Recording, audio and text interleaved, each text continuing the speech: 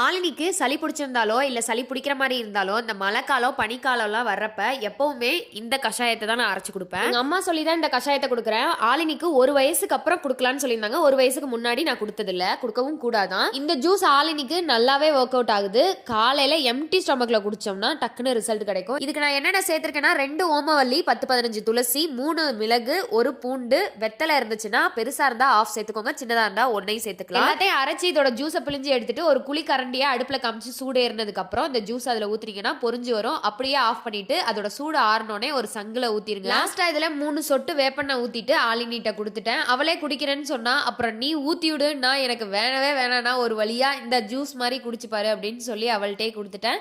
மீதி இருந்துச்சுன்னா நம்மளுமே குடிக்கலாம். நல்ல மேலே பாரு, மேலே பாரு, ஃபர்ஸ்ட் மேலே பாரு, நானே ஊற்றவா? மேலே உறிஞ்சி குடிச்சு பாரு, நல்லா இருக்குல்ல?